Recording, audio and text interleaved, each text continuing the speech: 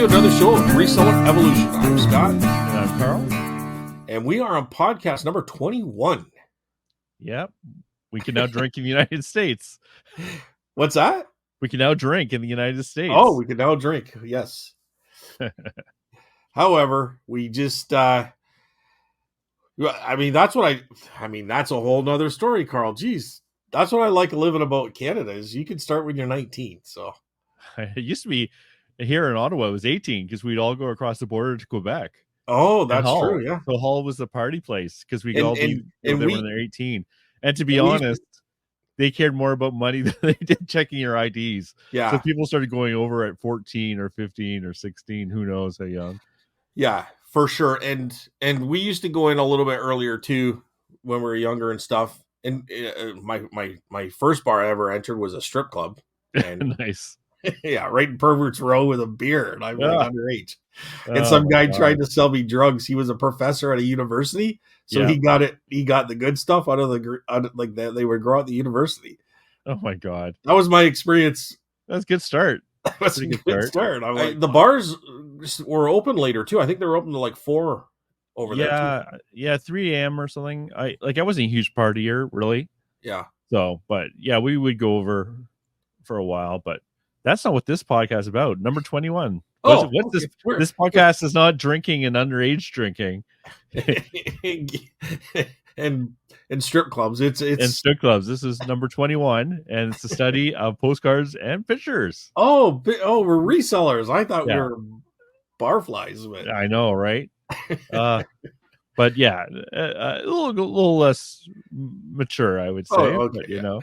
Honestly, I haven't been to a bar in years. Like I can't even really remember the last time. Oh yeah, those days are those days are long gone. I have 2 beers. I just want to go to bed, go to sleep. I know. Having my naps in the afternoon or my drinking now.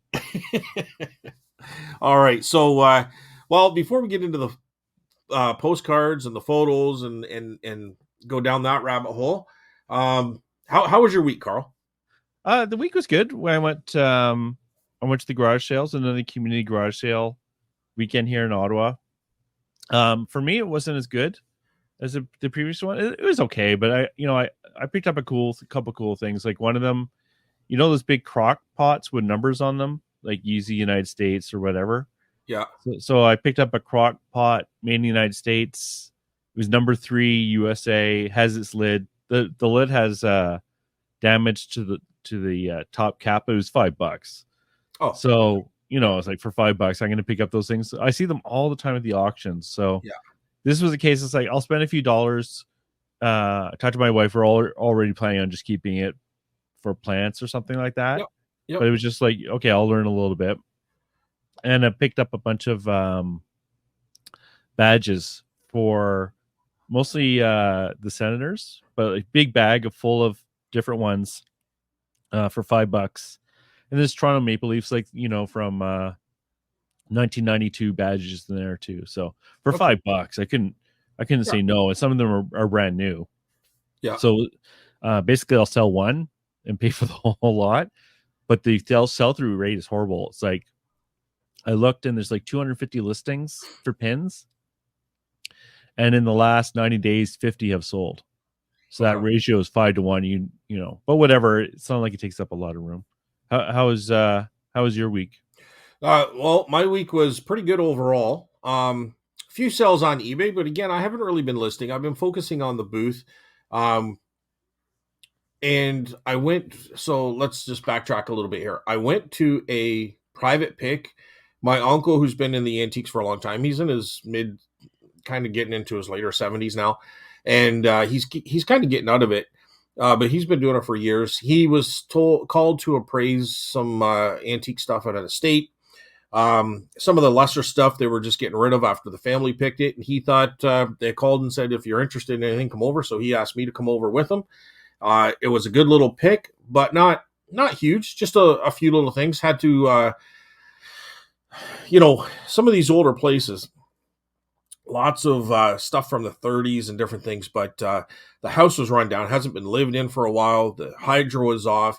It's, it was really just lots of mouse crap and stuff like that. So, Mm, um, it is what it is. I don't have a problem with that. I grew up on a farm, so I've, been in kilns and barns and different things before. So I don't have a problem with it. I picked up some really nice oil tins. I got some nice. I took some fixtures since the hydro's off. I cut some fixtures, pulled them out of the walls and stuff. Kind of happy with that, and a couple of surprises. Plus, I got a couple of Crocs. I got 3 of them, and I sold them right away. Um, so I got 40 for number 5, which is now the Crocs aren't what they used to be. So you used to get bigger money for it, but I don't know if the yeah. market's flooded, but they've come down. So I was really happy to get 40 for the big one. It kind of just, I got 20 for another one, and I think 10 because she bought the 3. So we kind of give her a deal on them. She's going to resell them. And so, anyways, made my money back on those. Blah blah blah. Yeah. They didn't even want anything, Carl. Oh, They really? knew my uncle. Yeah. One of the guys there was a baseball coach of mine when I was back, and I was like 10 years old. So that was a nice surprise, and I haven't seen him for a long time. And he said, "You gained some weight," and I'm like, that happens." I said, and it was funny, but that's true. But anyway, kind of rambling on here, but it was a pretty good little pick. Lots of fun going through an old house. And then I went to an auction and I got beat up. I felt like Jake Paul fighting Mike Tyson because Oh, wow. yeah, like it was horrendous. Like the prices, like okay, economy, whatever. Like, dude, if you're in the right stuff at the right time, like people are out there buying right now. I don't care what anyone says. I know times are tough for some people, but some people are buying up stuff. Like I can't believe the money they were spending, and I got beat up pretty hard. Another problem was I didn't know a lot of the stuff because a lot of the stuff, even though there was some Canadiana and bird carvings and stuff, a lot of Asian stuff too, and I didn't Mm. know what to do with that. So I tried to I It tried to just kind of follow the crowd and yeah. and pick up some crumbs. So, It sounded like there was a lot of collectors there from what you were saying. oh, Like dude, it's crazy. It's people, crazy. like you mentioned before on the Sunday night show, like there were people who just were there for the duck carvings and that was it. Yeah, And there were people there for the Asian antiques, and that was it. Kind of like there were a lot of experts, and you can't really compete, or collectors themselves. You can't really compete when it comes to prices with collectors because yeah. they don't worry about getting it cheap enough to resell. So that can be frustrating. It's frustrating, and it's also a bit to the point where you really have to keep yourself in check. And if I was in my earlier stages, I probably would have got myself in a lot of trouble. Um, in that you have to you can't go on tilt. You have to remember what Right. you're there for. Yeah. There's a lot of other resellers there, people I know from other auctions, and I think they got in a little bit of trouble. And I On could be wrong. Maybe the stuff was a fortune, and I missed out on it. I don't know, but I'd rather miss out than to get stuck, right? You're Because right. I'll On I'll tilt is the I'll perfect I'll way to put it because I'll it's wait till the exact next that. auction, right? Yeah, exactly. It's the exact same feeling as you just said, like on tilt. Like anyone who's ever been on tilt, even though I was on tilt a bit last night, you're like, okay, step away, because you feel it, and then you start getting aggressive, and you're like, I don't care what cards I have, or I Yeah. don't care how small the margin is on this thing. I'm gonna get it because I want to win. Yes. And And that and last there was card might guys, make you win. and I know there was other guys there, and Yeah, they're older than me, and they are 100% there to resell. Like they have antique stores and booths, yeah, and I've talked to them in the past. They come and talk to me, and I'm like, buddy, you know better. What are you doing? Like I'm thinking that in my head. You know better than that. Like you shouldn't be paying that for that. And he put his head down and he just does this, right? So it's like, what are you doing? Let it go, you right? can't I'm help not it. there. I'm not educating them. I know what I'm there for. It's easy to forget that we're not buying for ourselves sometimes too. Like if Yeah. like if you have a booth like you do, you want to have good looking stuff in your booth. You want to have stuff that people go, "Oh wow, that's really cool."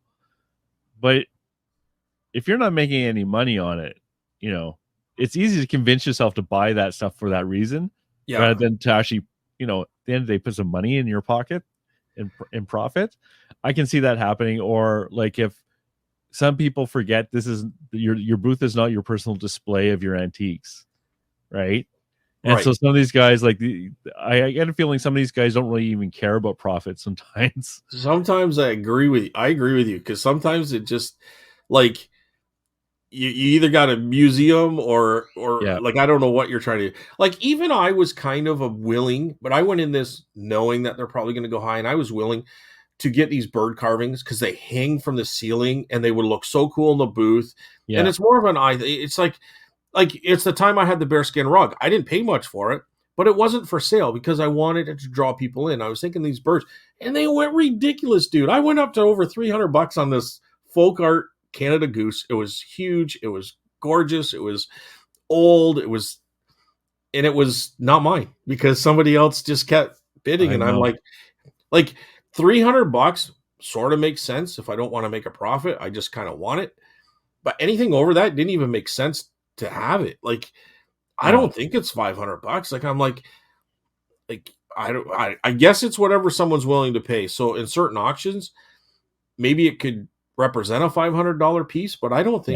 I don't think it's $500. You And know, you're not a generalist, but you're not like an expert in like winning carvings, right?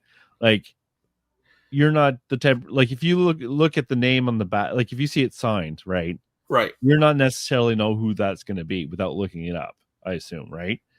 Without looking it up 100%. No, Yeah, yeah. So some of these people are in that collecting area, and maybe they're getting some of the really high end stuff. But we can't just like, if we spend so much time learning about carved ducks, we're not going to learn about the crock pots. We're not going to learn about the insulators. We're not going to learn about the signs. Like, there's sometimes you have to go, well, maybe that duck that went for 300 is worth 1,000, but you can't necessarily risk that, right? yeah. Um, Because then the reason you're there is completely different. You know what I yeah, mean? yeah. So Uh, so anyways, I got beat up there. I still ended up with some stuff, and I think I scored one item. I don't know if you saw the Sunday show, but I showed the poster of Batman. Oh, no, I missed that. Okay, I so thought maybe I haven't finished all the show then. Yeah, I got two posters. yeah, All they were framed in the same frame, yeah. and I'll show you right now, Carl. We'll keep the conversation going, but the audience isn't going to be able to see. So I got two posters. They're from the 1940s. They're Batman. No. They're from the TV show. They're movie Oh my posters. god. Those are And awesome. now the problem is that they could be reproductions, which are about I paid $55 plus whatever for this. However, some of the posters can be around 35, $40, right? So I think at the end of the day I break even. But on the back here, it says lot number 9, Burbank Storage Company, California, 1948, and then someone's initials underneath it. Huh. So if it's Burbank, California, that's like Universal Studio area in the Hollywood, right? Yeah, so it's worth taking a chance on it. I'm gonna have to watch. I missed that. That's Yeah. like right up my So alley. well, That's really cool. it was the last item I showed. Yeah, So okay. these are legit. They're worth about $1,200 to $1,500 Canadian per poster. And the worst case scenario is you get your $50 back. Yeah, or I put them on the wall here and just like admire them myself, right? So Yeah, yeah, those are awesome. but the Burbank, California made it really interesting to me. I showed someone else who is a mentor of mine, and he says, you know what? He goes, it's hard to say, and you'll have to get them, obviously, someone to look at them and authenticate them. But he goes, they're probably real. You know, The paper like looked that cool. was in a storage Yeah. company in like Burbank, California. Like, Huh. Oh, yeah. that's really cool. So, and I'm sure a lot of those prop people, a lot of those places would store that kind of stuff in a storage facility, right? So, So your especially day Hollywood. wasn't so your day at the auction wasn't wasted. You did get end up with some stuff. So yeah, so I still got a few things. I got that. I got some cloyonase. Like at the end of the day, I'm going to make money, but I could have got myself in a lot of trouble. You know what I mean? Oh yeah. So I went to like I don't know $200 on a few of those birds, and they just went nuts. Like they were going for $300 some of those birds, and I'm like, dude, if you look up this guy as an artist, his birds go for about 150 to, well, most of them are like around 185 to 250. But I think because of they're in the condition they were in, which is good, they could have been less than 150. You know what I mean? Like they look good, but I didn't examine them up close, and they had them hanging. You know what I mean? So, Yeah. and another thing to add to that, I ended up getting a couple ducks, and I think I paid 55. They were both McGanzers, but I get them, and I'm like, oh wow, I'm going to do okay on these, right? I probably get maybe 60, $70, and it turns out it's worth a lot more. And then I look up close, and the beak's broken, right? Yeah. Yeah. And So they that happens. and it's in that particular, it was signed underneath, which I didn't know. Like I was happy with my $55. There was a lot of different birds there, but anyway, that person's stuff ends up going for about 250, 285 online. Like those are sold comps and asking comps. So if the beak wasn't broken, I could have done a lot better. But that's why nobody else wanted it, is because the beak was broken. They knew, and I did it, right? So that happens. Like I've picked up teacups, I swear, checked 1,000 times, get home, and there's a big white crack through it. It's like, how could I not see this? But that's why don't they? I honestly, dude, I think they should announce that. Well, maybe they didn't notice. Bullshit. Bullloading. Bullloading. I remember I once holding it. I noticed it as soon as I picked it up and brought it back to the chair. I once upset someone with that, because I was in an early, like I think one of the first auctions I bought stuff at was like a live one, and I was there, and we went to pick up the stuff at the end of the auction. I think you had to wait to the end, which is annoying. But anyways, so someone else was there who was doing online bidding, and they went to pick up. It was a Royal Dalton figure, and I said, "Oh, there's damage on it." It was an older lady; she was maybe 70s. She says, "No, there's not. There's no damage on here." And I said, "Well, turn it around." And you turn it around, and it's obviously being cracked, right? And then the auctioneer's like, "Oh, do you still want it?" She said, "Hell no." It's like, well, you're welcome for me pointing out that damage to you, but yeah, the auctioneer, you could miss it, but yes, sometimes they're like, "Oh, we didn't notice." I'm sure too, right? Well, what did they say? Buyer beware. Yeah, I hate that term, but. So I was at one a couple of weeks ago, and they had a bunch of like 1950s, 60s, the toy guns, like like they would have holsters or cowboy guns, right? Yeah. So so one guy bid on all of them, and he got a certain price, and he goes, "Oh, I'll take them all." So he gets back there, and one of them was broken. So he takes it back up to the auctioneer during the auction. He goes, "I don't want this one; it's broken." And one of the other guy goes, "Oh, they're all broken. What are you talking about?" They're all broken, right? So yeah. But he just didn't want that one because it was badly damaged, right? So I'd surprise. I would just I wouldn't say anything. I would just be like, "Oh, I should look close." That's what the preview is for. Well, you're 100% right, but at the same time, when there's so much stuff and half the stuff's in boxes, because they just do a box lot, and they're like, you can't remember everything. No. There's guys with little notepads that go around, but they're there for about 5 items. I'm there for everything, so I can't remember everything. But you're right.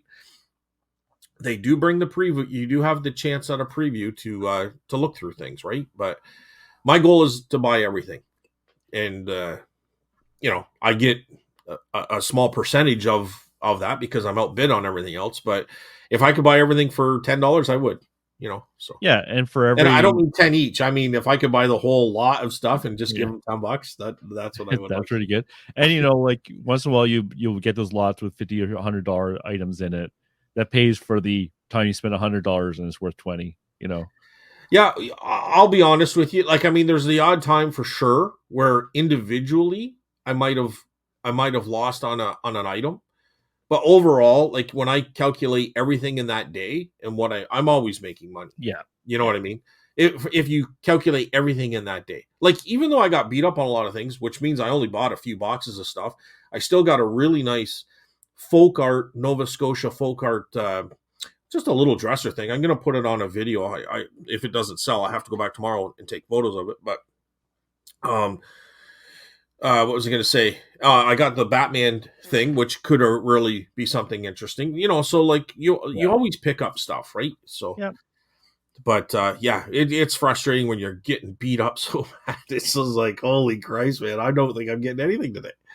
And I that's the worst feeling too, because now you got to prevent yourself from being over aggressive just to say I got something. I know. You gotta restrain yourself. It's tough. It's a funny balance of between like you don't want to overspend on something, but you're there to buy stuff. Yeah. You know, like because I've been in auctions where I've sat there the entire time and never bought anything, and it's because I'm too cheap or think it's going to go or not willing to take a chance, and like that's wrong. That's bad too. It's such a waste of time.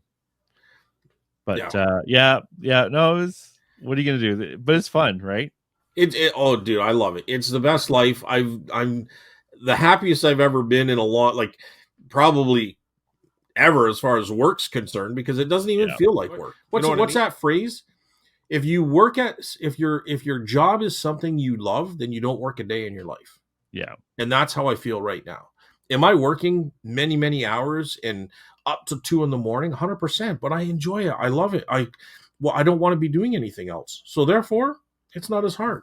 It's funny. I'm tempted to take one of my shelving units and just use that as like for my future booth.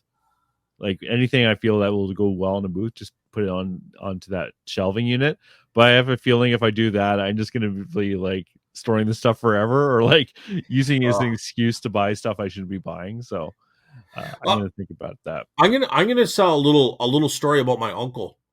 Again, he's in his late 70s, so he's getting out of it right now. But he was working for the departments of transportation as far as like building roads and that kind of stuff. So I might have the label a little bit different.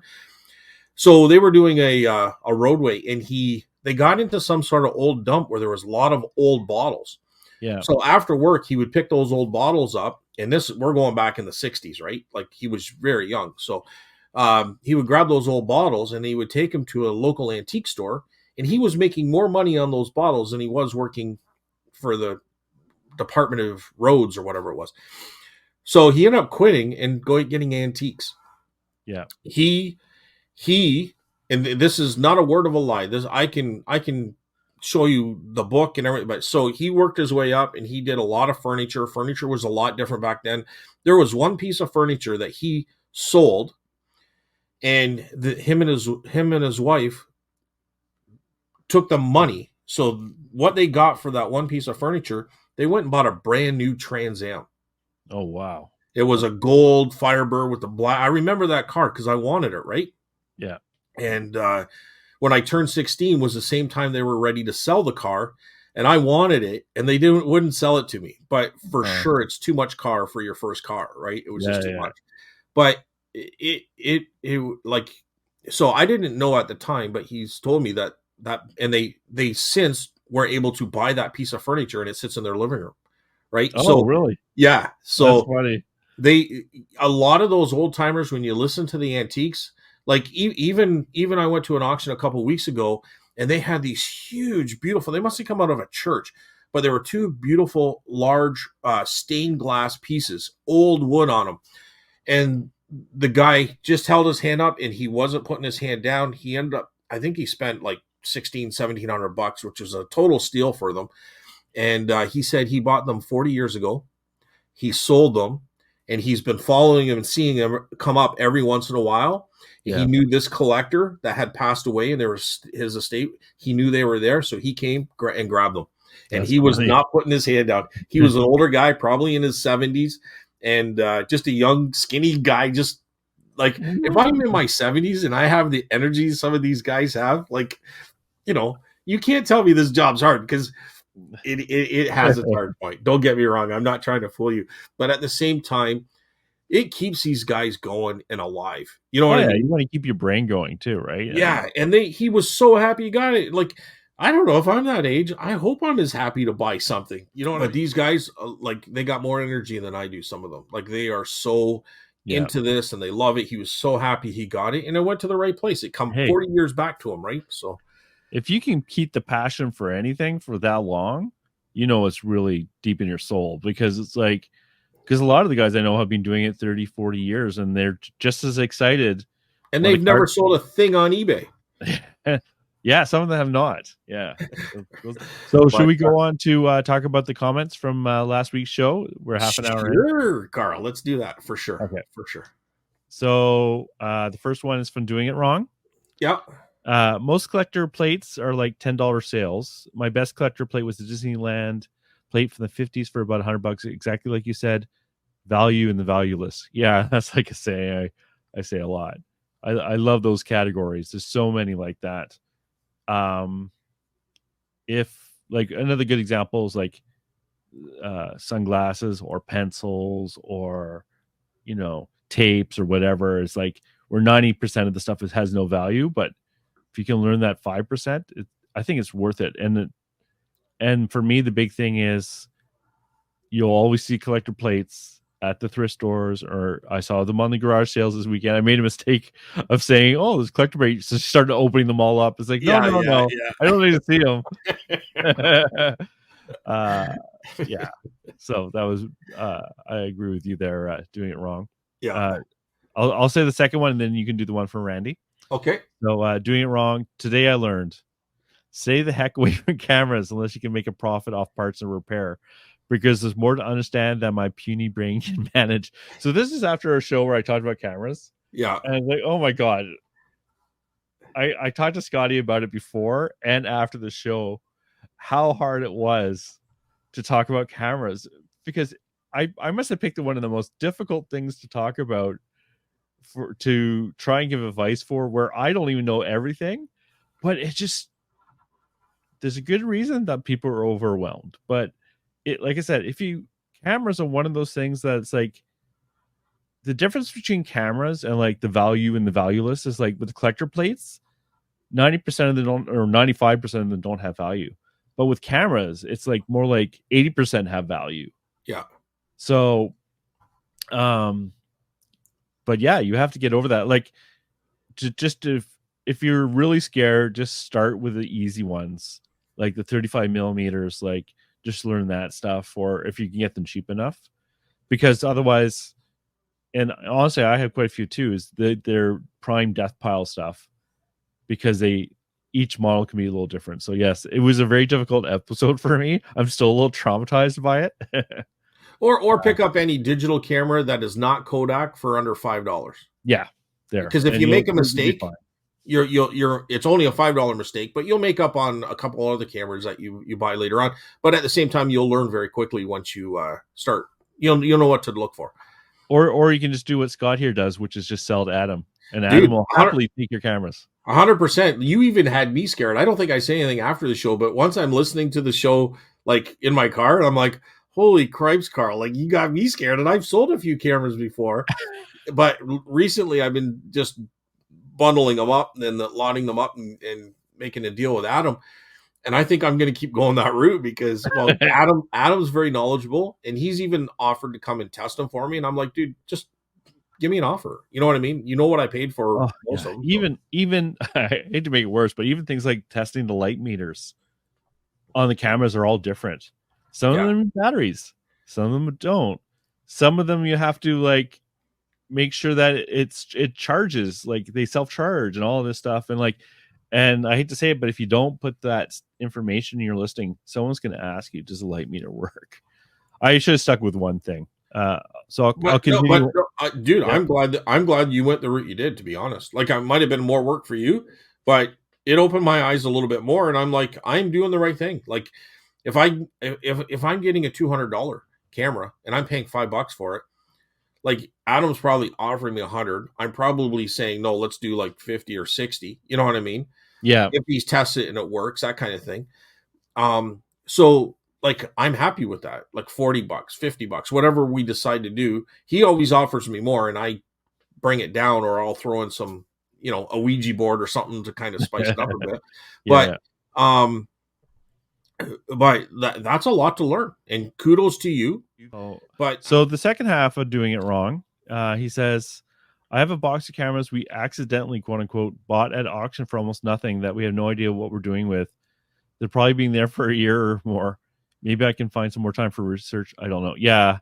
I've encountered that too. I remember I once bought a huge lot of like random camera equipment, including things like flash and like I don't know, just film equipment, just all but a lot of it was actually kind of worth a lot of money, and no one wanted to touch it for the same reason. It's like it's complicated, it was old, a lot of it was pretty rough, but I was amazed if you're willing to do it. Like the thing about cameras that I do like is there's less competition because it is complicated. Yeah. And you're not always going to get stuff cheap online, but once in a while you do get the $200 camera for $10. Yeah. It 100 like just watch Adam almost every Sunday. He's like, "Yeah, I picked this camera up for 15 or $20." Or he'll pick them up for $50 and it's like, "I got $200 and it's sold right away." So you have to decide for yourself if you're willing to take that time. Yeah. It's I don't know. I don't know enough about cameras to be paying $50 for them, but yeah. I'll pay. I might pay $20 at a yard sale if it's a $200 camera and it comes with a lens. I'm going to get lucky on something. I'll pick them up for $20 because at the end of the day, I can put parts in repair or not working. I can throw $20 on them in a booth, and somebody will put them as a display in their collection or something. Like we have a lot of kids go through these brownies don't work, but I'm selling brownie cameras. Whenever I put them up there, they never last. I'll put 15, $20 on them. Yeah. You know what I mean? Yeah. So I have a different outlet, which I think really works for me. Go ahead. Sorry, Carl. Well, that was really it. It's like, yes, cameras are complicated. Yes, they're worth a lot of money. Yes, they're a pain in the butt sometimes. Yeah. Parts and repair. I bought cameras and I get home the lenses. There's something wrong with it, but even the body is still worth $20 or $25. So I got my money back. So, but even parts and repair online, like I've tried to do that before, and you're still going to get tons of questions. Is there fungus in the lens and all this kind of stuff too, right? Yeah. Like even if it's a $40, is it really worth having to answer all these questions? Because you get questions, yeah, right. So because they're going to try to look to fix it, but if there's fungus in the lens or something, they're not going to be able to fix it, right? So no, if there's fungus in the lens, I think I've only ever seen that once, to be honest. I think it really depends where you are in the country, because like the prime conditions for getting lens mold in the lens probably depends on the humidity and all that stuff. I don't really know. Yeah. It's a pretty rare event. Mostly, I personally have seen it. So you have seen it. I've seen it where the kind of the aperture is not sharp, is not like when you test it, it doesn't snap back. It just slowly closes again. And then those ones I honestly probably just throw them out. Okay, so this one's from Randy from Nova Scotia, Kelt 5218. Hi guys, very interesting video, but I'm even more intimidated by cameras now. That's what you did to me as well, Carl, for sure. Oh man. Of course, the chance of spending $2 and making $200 may lessen the fear. 100%. Like, I mean, I think your risk ratio on that one, I think, is pretty good for sure. But then you have to know the model and all that kind of stuff, right? To know whether it's 200. Don't see many medals, but we'll keep looking. Looking forward to your thoughts on the photos and postcards. Ephemera is definitely more of my groove. Thanks again, Randy.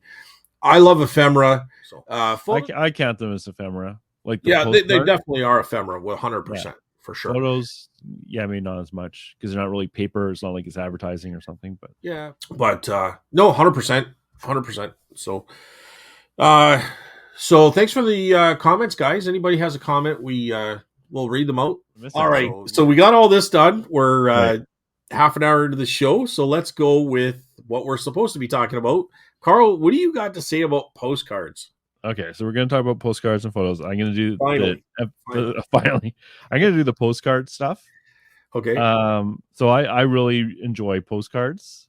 There's something great because it's like, now the thing, I forget the numbers, but it was insane how many postcards were going out at one point in the past. So I think it was like something on average, everyone was sending like 2 a day or 3 a day. Don't quote me on that, but it was something insane like that. It's the equivalent of texting almost way back in the day, because you'll read, I don't often read the postcards, but I sometimes will read them. And often it's just like, hey, just thinking about you. I hope you're doing well. And it's not a vacation. It's not a vacation even. It's just like, it's a text. And then you get back.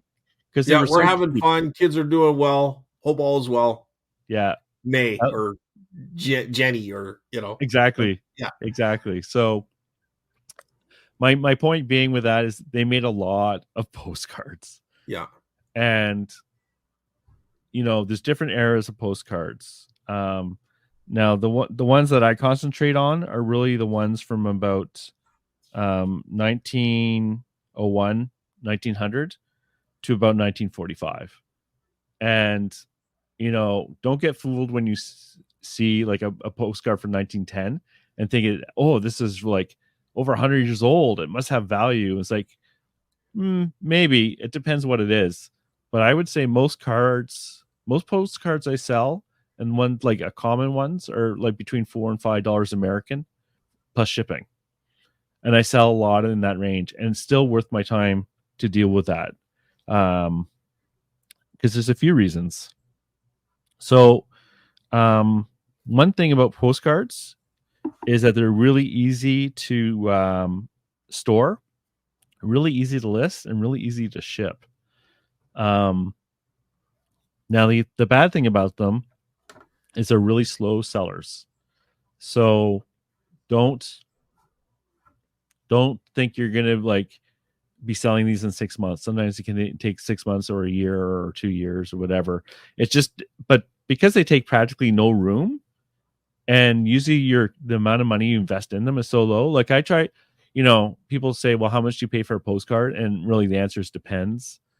Like I'll spend like 25 cents, but I would spend, $1 or $2 depending on what the subject matter is. But probably on average, I'm spending about 25 cents a card. So what about for you for photos? What is there? Do you do a lot of photos? I'm not actually sure. So photos I do. So photos come from like the history on photos, I guess, is maybe where you start, where they used to be done on glass. Yeah. So you would have like your daguerreotypes, your ambrotypes, then your tin types, and so those ones still do very well individually. You can do quite well on them. Subject matter again is a huge, yeah. So I'm still learning about photos. There's always certain things. I think things can change with photos a little bit, but for most part, what I'm finding is, you got the daguerreotypes, the ambrotypes, your tin types, and then it starts to get into cabinet cards and different things. Uh, Regular photos, black and whites, colors, 70s, 80s, and Right. and I think there's a little bit of value in everything. Mostly, it's going to depend, I think, and personally, this is just my experience, so people can have different thoughts on it. But like, I mean, your daguerreotypes and your ambrotypes are going to have more value than a lot of tin types or paper photos. But it's a lot to do with it's going to have a lot to do with the subject matter. So, my uncle's got some really cool ones, and like he's got a couple where guys were dressed up as ladies. Yeah. Those are valuable. I've seen them. He's also has ones with Indian chiefs in them. So I don't really know the value on those, but I think those probably have some good value just because of who's in them. But so that's kind of without going into huge comments about it, but that's kind of roughly what you're looking for, something a little bit different. Sometimes you can have toys or different things, subject matter again, people dressed up in Halloween costumes, that kind of stuff. And so subject matter is kind of the big thing, but I would buy any daguerreotype. I mean, if I could get a daguerreotype or an ambrotype for $10, I'm going to get 60, 70, $80, especially if there are those nice cases and the cases in good shape and stuff. Mm-hmm. When I do buy, I don't want to ramble on to the other subjects here that I'm going to pick apart later on, but basically, just to get started in the conversation, those are the different types of photos that I would be interested in. But what's your next points that you want to make on postcards? So for postcards, like usually they're broken up into different eras, and it's easy enough to figure them out. So there originally were these postcard ones, which I'm not going to touch, had no photos of them, so I'm not even going to touch that. But basically, there's undivided backs. Usually, roughly, these are all rough dates: 1901 to 1907. Divided backs, and for the divided backs, you'll see like it's literally divided in the back with like words down the middle. Usually 1907 to 1915, white border 1915 to 1930, linen 1930 to 1945. And then the ones I don't touch as much are the chromes, which are the shiny ones, like modern, more modern for 1939 and beyond. Continental, which are these much bigger size cards. So the size for like the old standard postcards are 3.5 by 5.5 inches, and then the Continentals are 4 by 6. If you're new, stay away from Continentals. I'm not saying there isn't money there. It's just it's not really worth your time. Now, we were going to talk about sourcing the postcards or sourcing photos. So postcards you can pretty well find anywhere. Like I bought a big collection off Facebook Marketplace. I bought a collection off garage sales. Auctions are great because you can buy so many cards and get them shipped. That is usually worth it, even in Canada, if you see a really good collection online. A lot of people will buy off eBay, especially the Americans, and will buy big collections that way. I will see them at in auctions too, live auctions as well. But I'm particular about what I'm buying when it comes to sourcing and how much I want to pay, unless I see something really special in there. Because when it comes to reselling postcards, at least you really want to stick to postcards from United States. Canada has a bit of value, and I have sold for fairly good money Canadian ones as well. But the major collecting market is for United States. I would stay away from European ones. I'm sure there's exceptions to what I'm saying, like everything else, but especially a lot of people will just sell American postcards. What Or about Canadian. Or Canadian. Like, yeah, a okay. little bit Canadian. Like I'm reluctant because like I keep hearing like people say, "Oh, I don't sell Canadian ones," but I've sold Canadian ones for 10, 15 American each, and usually they're going to here in Canada, right? Yeah. For sourcing for photos, how do you usually source those? Well, again, um, I can source photos almost anywhere. Mm-hmm. A lot of the ones, if I'm going to see military, that kind of stuff, usually they're in auctions, right? Like, Yeah, so photos kind of really haven't they haven't been around for a long time. And when you really look at the big scheme of things, like I think the 1830s, maybe 34 or 35 is when uh, the first photos came out. So you'd have to be fairly wealthy to be getting your photos taken, which is on their glass negative, basically, right? So you can, mm-hmm. um, I shouldn't say glass negative, but it's on glass behind glass. So there's not going to be a lot back from those days, but the technology has changed quite rapidly. Like it wasn't that many years later that they went. I think your daguerreotype was first, and then your ambrotype, and then tintypes. And Mm-hmm. tintypes are still dating back to the 1800s, right? So Right. late 1800s. So I don't know the exact dates offhand, but very quickly they started changing, and then early 1900s, probably even in the later 1800s, you might even have them on paper in the form of cabinet cards, right? So Yeah. I like to buy in different ways the older ones. Cabinet cards you can sell. Again, we're looking at subject matter as going to be a big part of value, but you can buy like whole albums, and there might be a prominent family. So you might have a family from a certain area, and that whole album is on that family. So you might get lucky that way. You could sell the whole album for 100, 200, or more dollars. If it's tin types or daguerreotypes, well, the daguerreotypes I've never seen in an album or anything, but you'll get them in these little blocks. They're usually it's like a little case. You know what I Yeah. mean? And Yeah. they can vary a little bit in size too. Um, but again, sourcing them, I've seen them at yard sales, and you can usually pick them up pretty cheap. I've seen them at mom and pop thrift stores, the daguerreotypes and stuff. The tin types I see quite often. Um, you can go to any antique store and find them. Again, subject matter. So maybe somebody's got $5 on it, but the subject matter, is worth $40. You know what I mean? So you might be able to Mhm. do that kind of stuff. Uh, you might be able to work out deals. Again, as we start getting closer to modern technology in cameras, you're getting tons of pictures because there's a time where everybody had cameras and everybody was getting films developed and Yeah. stuff, right? We're actually regressing in a way because a lot of people take photos on their phone and they don't get them developed. So people aren't getting the photos that they used to. You know what I mean? So, Yeah. so there's that as well.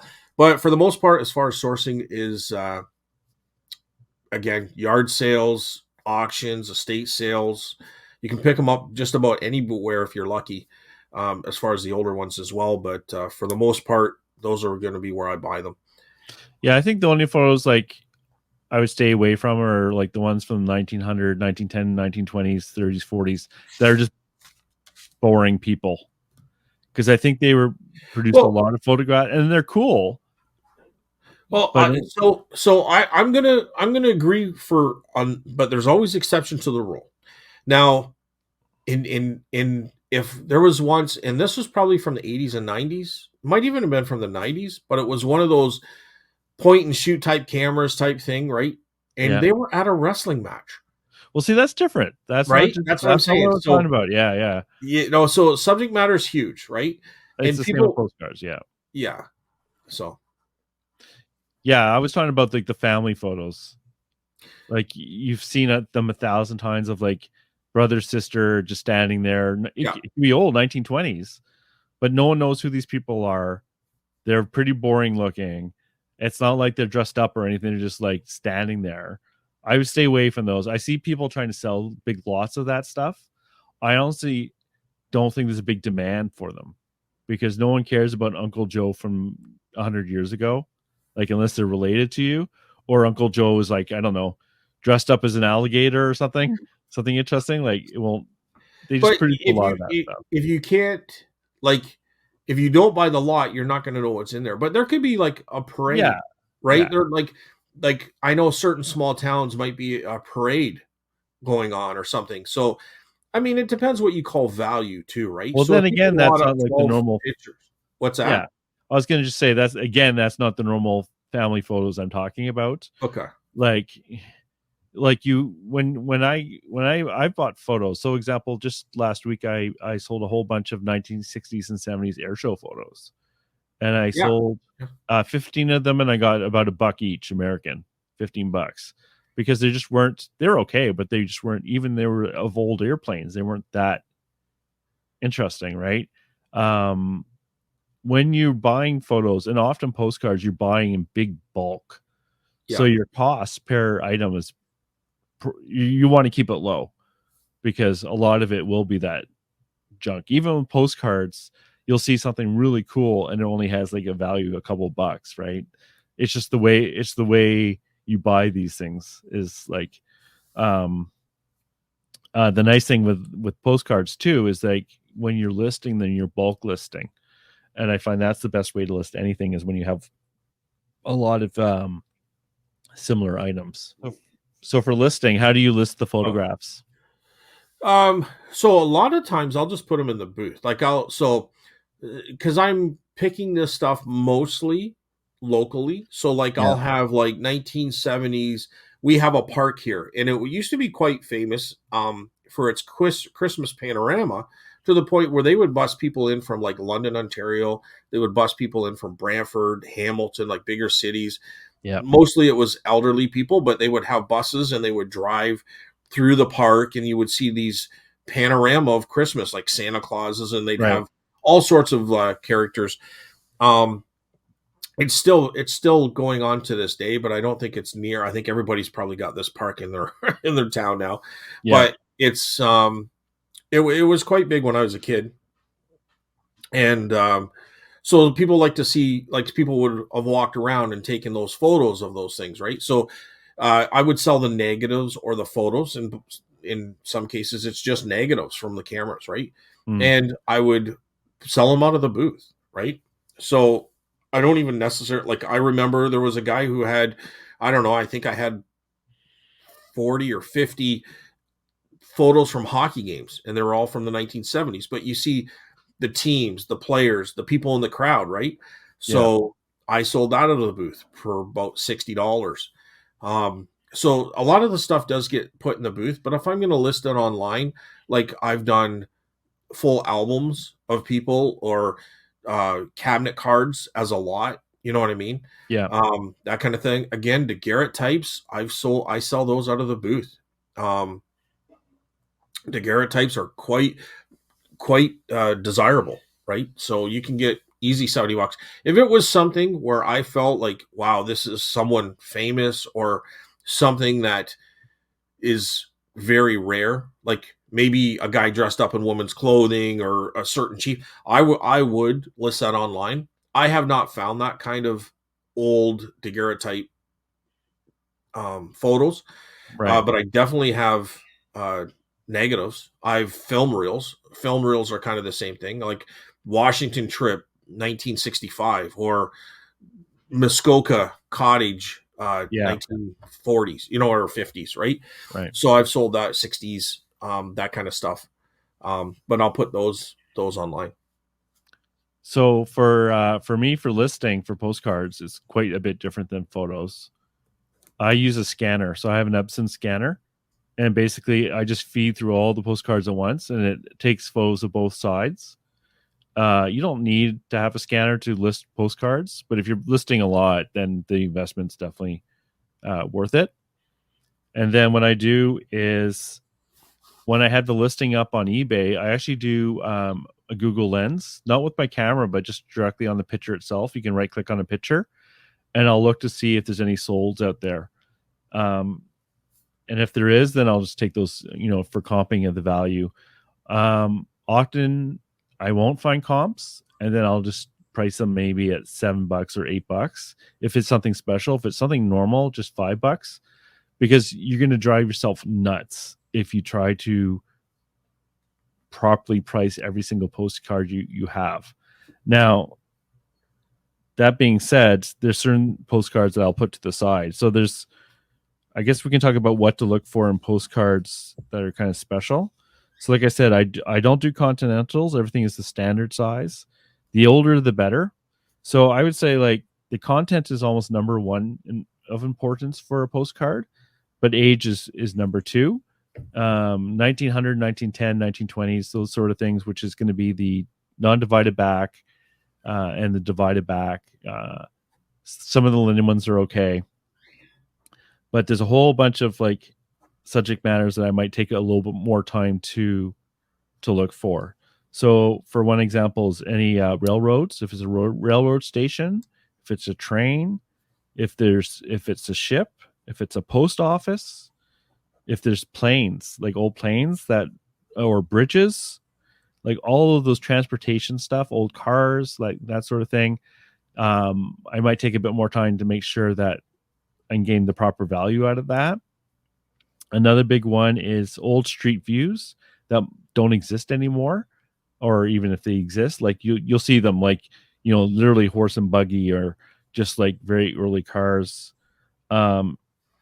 Another big one is if you see hotels, because often people want pictures of the hotels they stayed at. So motels, Western inns, like even with the more modern the more modern cards, sometimes I'll list those because people want a card of that trip they went on and they stayed at that hotel. Even motels, definitely motels and stuff like that.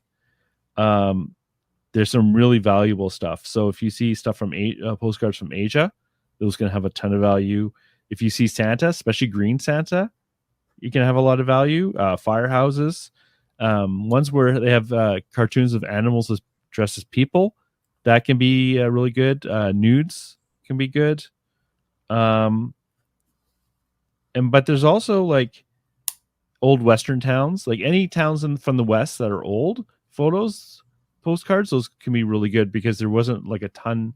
Those towns weren't around that long, and there wasn't a ton of postcards made, I think. But there is some things that I avoid.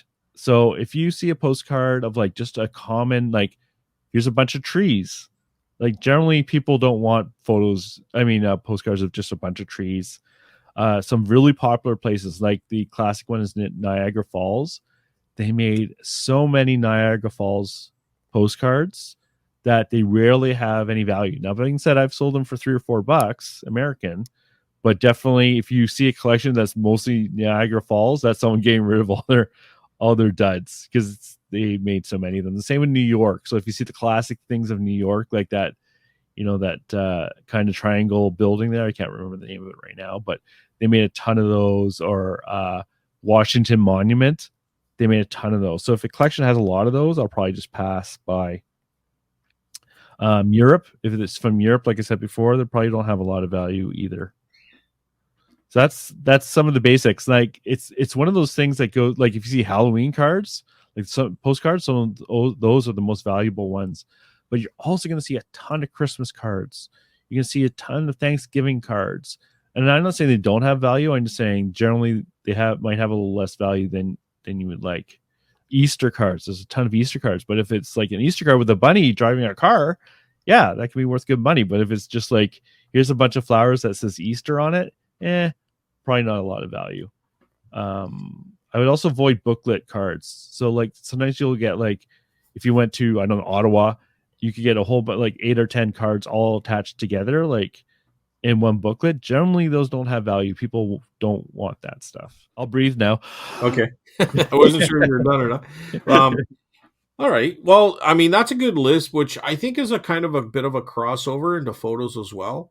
Yeah. Like, I mean, you're mentioning ones about cars and it could be Christmas and stuff, but definitely old trains and postage houses, like the post office house that doesn't exist in that small town anymore. General store usually does well in Schools photos. can be good too sometimes. Schools. And we're talking older photos, right?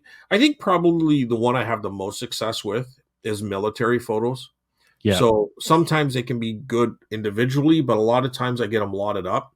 But I'm going to find them in a photo album, or I'm going to find them all together. It's uh, the best type of photos the best luck I've had with photos are ones where there's writing on the back that kind of says Brantford Battalion, or it's, you know what I mean? Right. Or it Yeah. kind of explains what's going on in the photo or where it's taken or what, so that helps too. So always look on the back of the photo because you'll probably be amazed.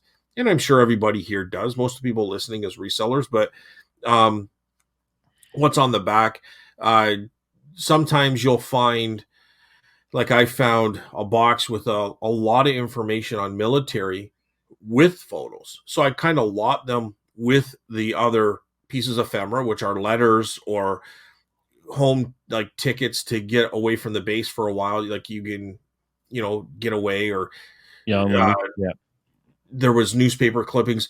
Like I had one that was really cool and it had a bunch of photos, and it's just this guy's journey through the military and how they fought in the Korean War. And he was one of those guys that jumps out of the plane. So it would have the towers and they would jump out of, and then planes, kind of you're going through your course of learning. And then getting into the actual heat of the battles itself.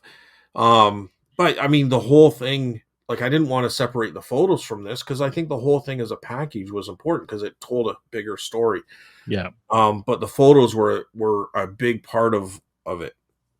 So I think military probably does well.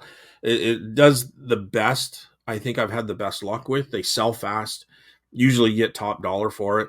But definitely things with trains are big, especially if it's the older trains, train stations, ships, just kind of right in line with what you were saying. Yeah. If you ever see photos or postcards of train wrecks, especially Yeah, I probably more like photos, I guess, but like train wrecks can be really big. yeah, If there was an earthquake, the aftermath, the earthquake, yeah, fires, all yeah. that stuff too. I remember I had, and I might have been telling you this or Adam, somebody, that I had a nice picture. It was a longer picture of a train wreck locally here, and it was in the early 1900s. I don't think it was 1800. I think we're like early 1900s. It was here in a small town about 15, 20 minutes away. And the way they did things then is completely different. Like today, they'd have everything roped off. Nobody could go near the wreck. It'd probably be roped Yeah. off for like a mile away, or at least a good long distance. Um, but these people were local people, and they're getting their photos. Like it was a photo, people are standing on the train wreck, and they're like there was nobody looking after anything, and that was I wished I probably kept that one because that was actually a lot of fun. But I did very well with it, but um, probably worth a lot more than what I sold it for if I put it online. But I wasn't selling on eBay at the time. Circuses, parades, um, those are good, especially if they're local. So I'll sell them local here out of the antique store, but because people are looking for local history, local stuff. Uh, some of the older, from what I understand, and I think this relates to postcards, but some of the older Chinese, Japanese, like if you get the like Hong Kong, Yeah. the streets, some of the street signs, I don't know what it is about them, but some like I heard some postcards, if you can get them of an old street in China, like some of them can bring $300-400 just for one Yeah. postcard. Yeah. No, Photos are kind of, I don't know if to me they probably bring the same amount of value, but I haven't found any of those, but I understand that those can be quite valuable too, right? So yeah. Asian ones, it's the same with photos. It's funny with Viewmaster, which is kind of related in a way. yeah. The most valuable ones I find are the ones where like there's been a revolution and the old guard is gone. Like ones from Persia, like from Iran, Iraq before the revolutions and all that stuff can have a lot of value from Turkey and stuff like that. The old stuff before there was a big change in scenery can make a big difference. I'm sure it's the same with the photos.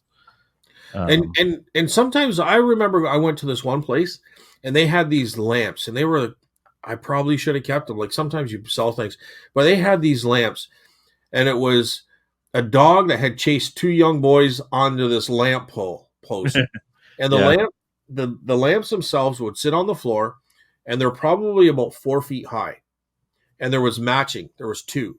Yeah.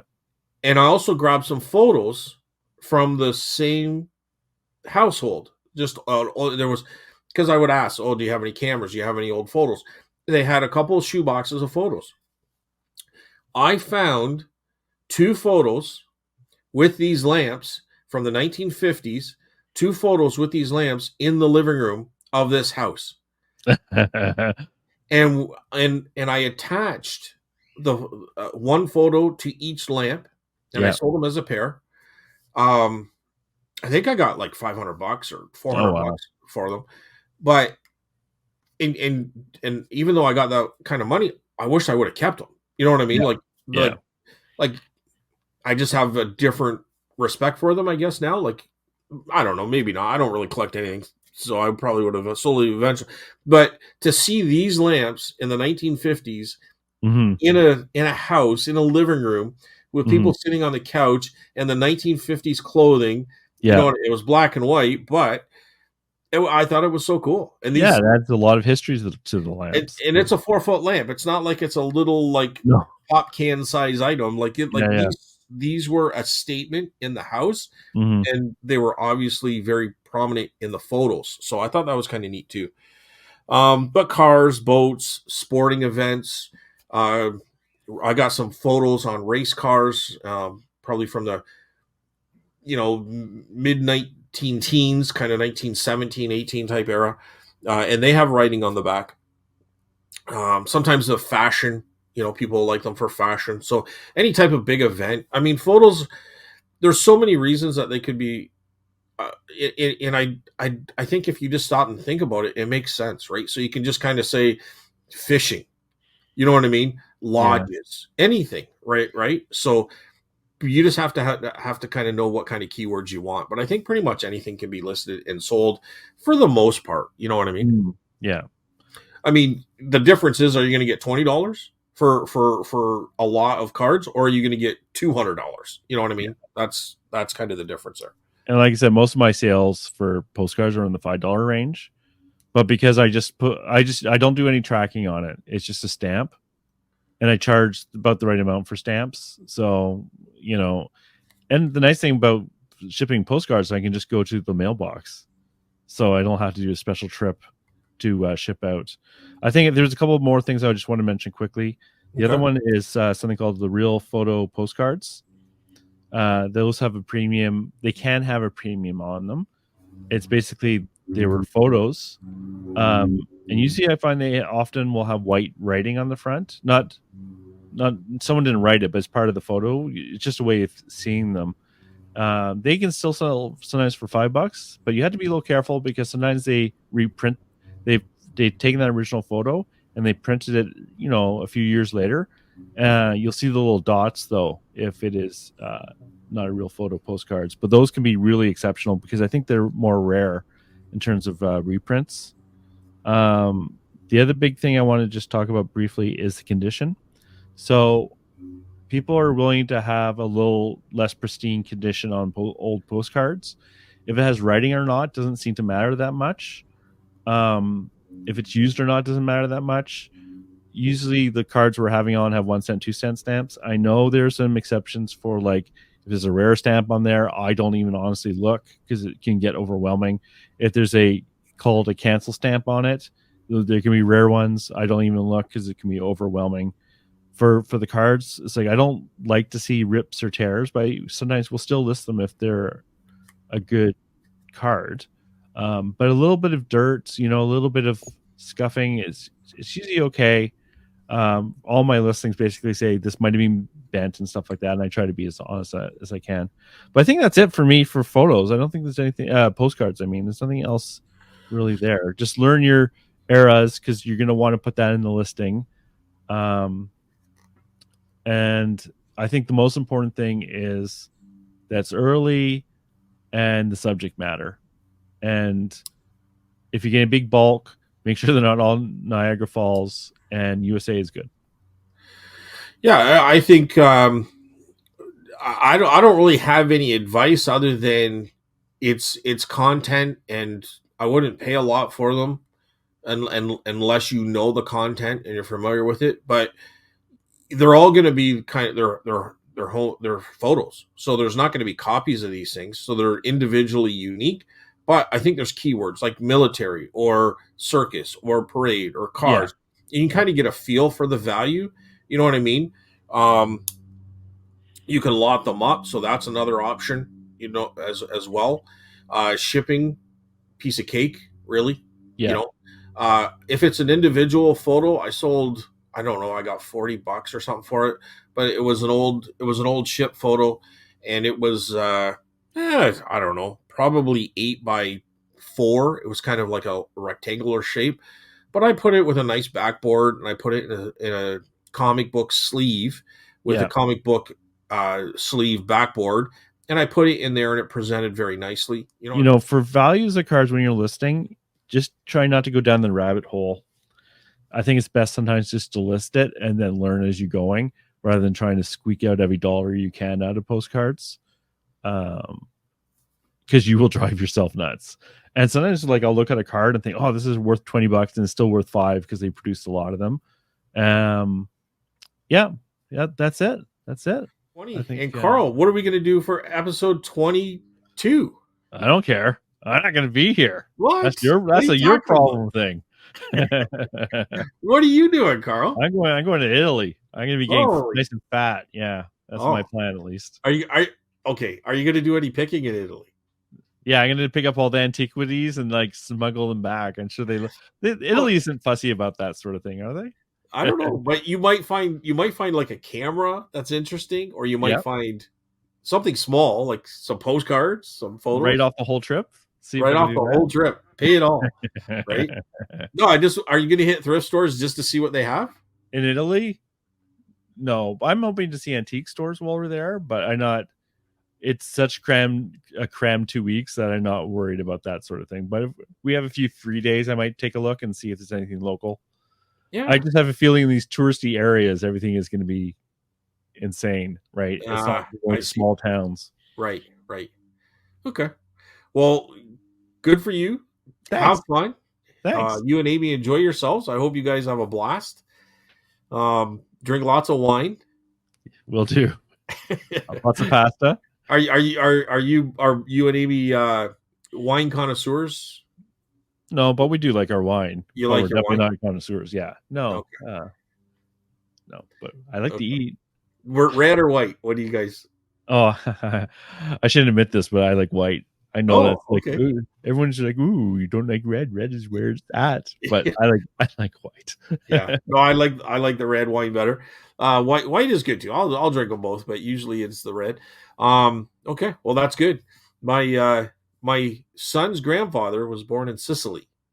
Oh, there Yeah. you go. So, So but all right, buddy. Well, have fun. Enjoy the trip. yeah, Um, I'll have a special guest come on next week. I don't know who it is yet. I have a couple people in mind, so we'll figure it out. And you might be gone for 2 weeks, so we'll have to wait and see about that too. So, yeah, we'll have to run that. See but how we feel after the 2 weeks, but but the show must go on, the Carl. show must go on. No missing. No.